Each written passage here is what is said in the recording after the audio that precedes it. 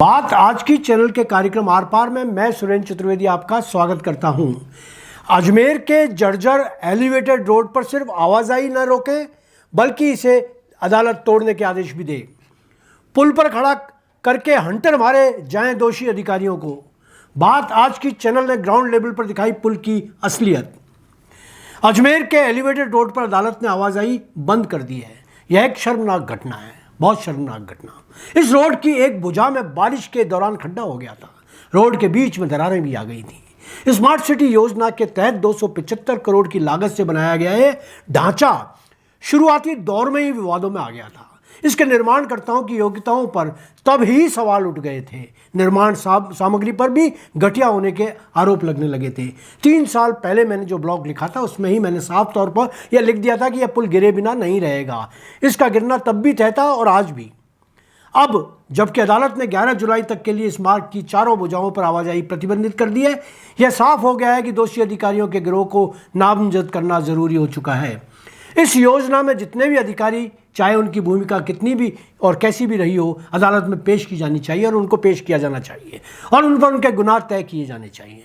यह तो गनीमत है कि जनता को कानून हाथ में लेने का कोई अधिकार नहीं। जनता को कानून में मर्यादाओं की सीमाओं में बांध रखा है। यदि ऐसा ना होता तो जनता खुद इन हरामखोर दोषियों को सरेराह सजा दे डालती। भ्रष्टाचार का इतना नंगा नाच तो अजमेर के इतिहास में कभी नहीं हुआ। विकास के नाम पर स्मार्ट सिटी ने जितने भी काम किए उनमें से कोई भी जनता के लिए उपयोगी नहीं। 7 वंडर्स, फूड कोर्ट तोड़ने के आदेश दिए जा चुके हैं। आना सागर के हत्यारों को तलाशा जा रहा है। कुछ फैसले अदालत सुना रही है और कुछ ईश्वर और कुछ हम सुना देंगे। मगर सच्चाई यह है कि एक भी जनउपयोगी काम स्मार्ट सिटी योजना में नहीं हुए। न जल निकासी के लिए एस्केप चैनल पर निर्धारित काम हुए, न जल प्रबंधन के। सिर्फ लूट खसोट के लिए अनावश्यक निर्माण पर मनचाहा पैसा बांटा गया। मुझे याद आया वह बूढ़ा पत्रकार जिसकी जिद पर यह बेहुदा पुल मूल नक्शे के विरुद्ध बनाया गया। हास्यास्पद बात तो यह है कि वह पत्रकार आज भी इस घटिया पुल की सराहना करता हुआ नहीं थकता।